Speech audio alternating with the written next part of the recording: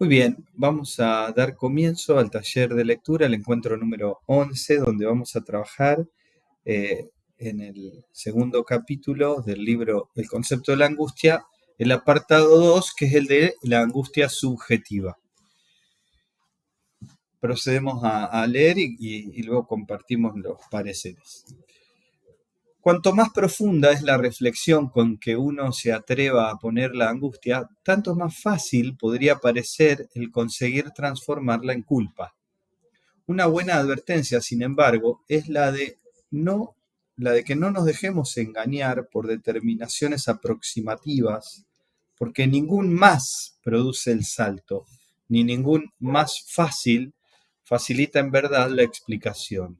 Si no se hace hincapié en esto, entonces se corre el riesgo de chocar de repente con el curioso fenómeno de que todo vaya saliendo tan fácilmente que el tránsito no sea más que una simple transición, o el riesgo de que uno nunca pueda poner fin al curso de sus propias ideas, ya que la observación puramente empírica nunca puede darse tampoco por acabada.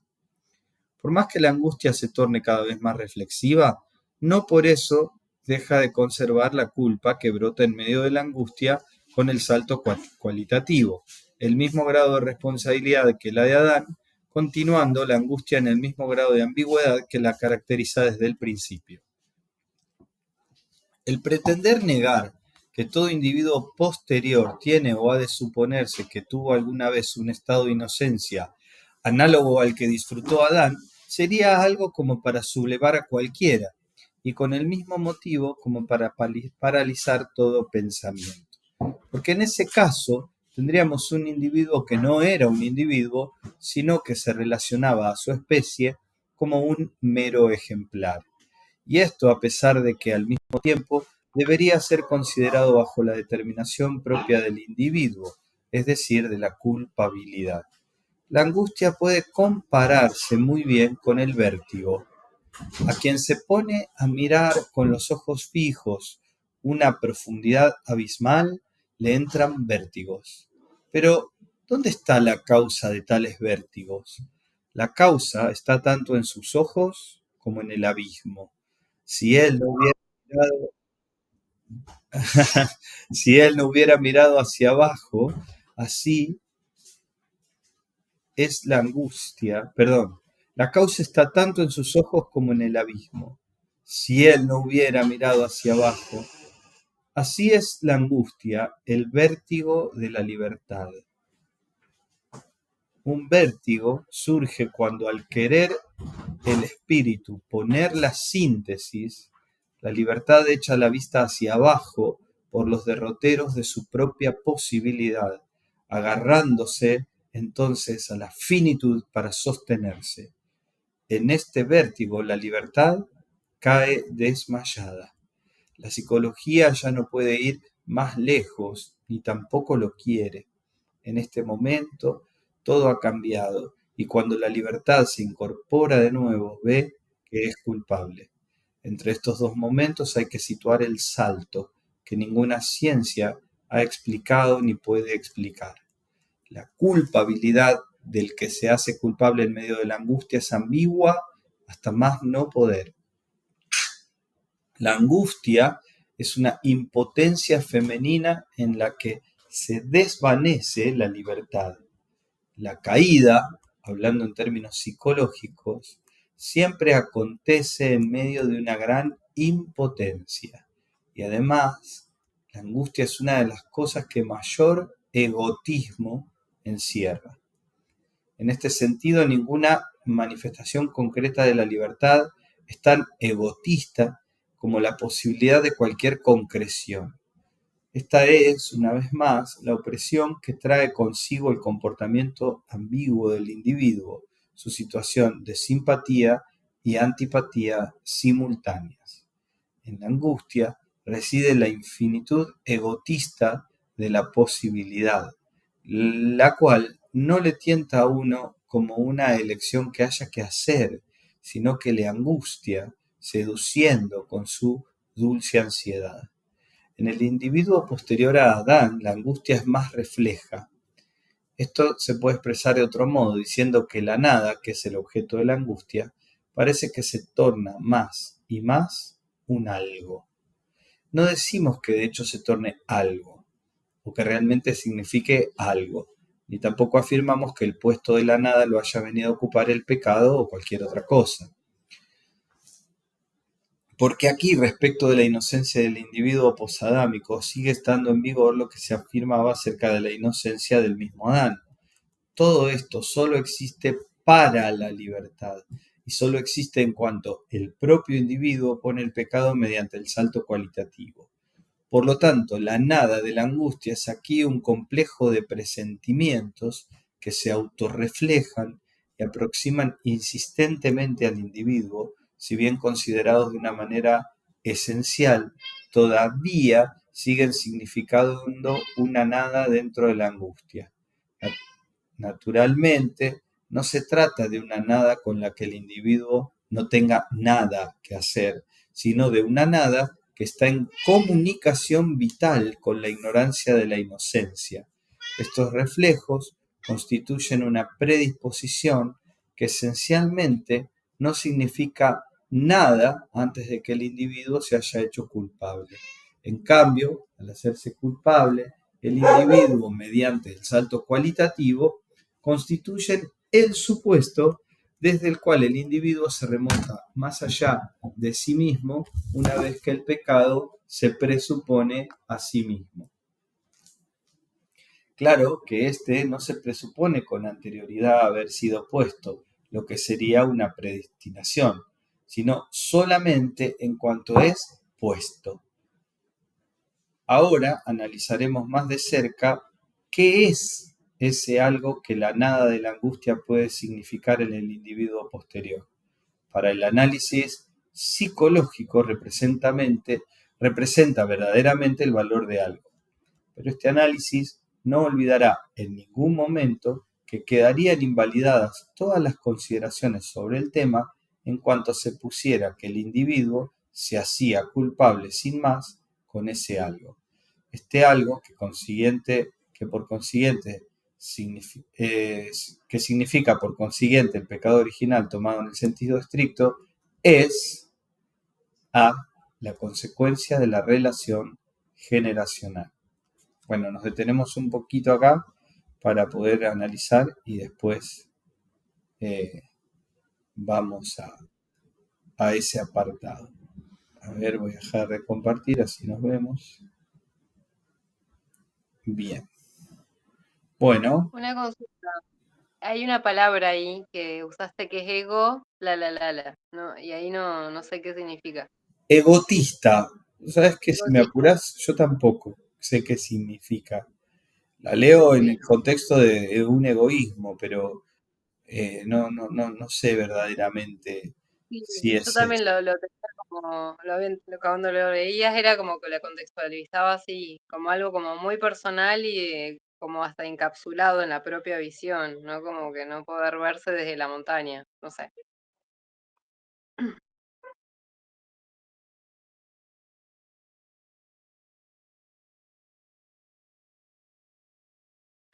Sí, yo lo entiendo como algo que tiene que ver con lo personal, con con lo propio que se produce en el momento, porque dice, y además la angustia es una de las cosas que mayor egotismo encierra, y después dice, en este sentido, ninguna manifestación concreta de la libertad es tan egotista como la posibilidad de cualquier concreción.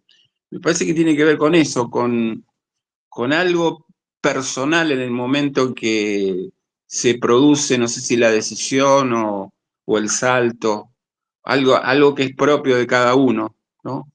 Me parece. Graciano, estás muteado.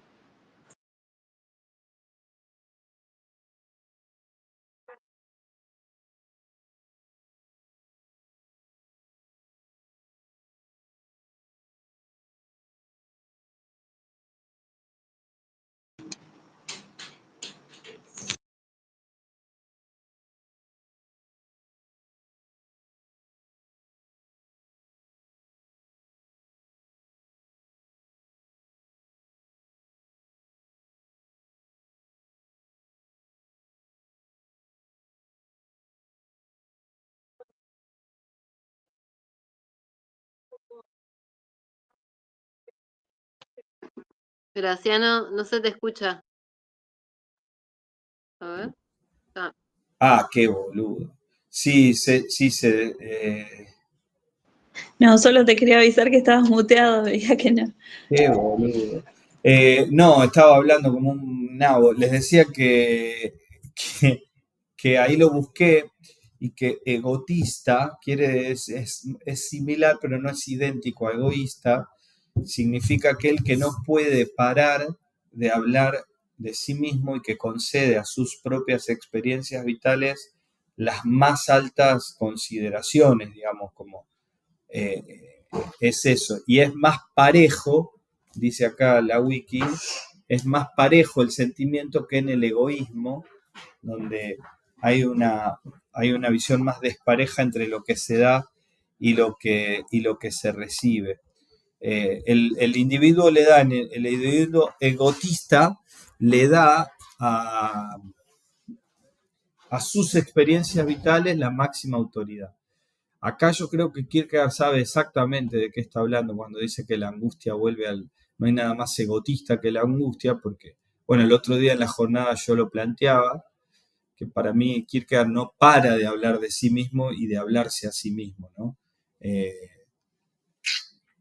Y este estado de angustia no sé qué piensan ustedes, pero un poco cuando estamos angustiados no podemos hablar de otra cosa. Cualquier otro tema frente a la angustia es, o sea, que en sí misma, en el egotismo, que lo angustia. Claro, sí, no sé qué piensan ustedes, pero a mí me da esa impresión. Es como esto, lo que yo decía, como encapsularse. Es como una imposibilidad de tomar como el estado Sachi, que ahora en yoga como esto, de verse desde arriba y poderse alejar de la situación.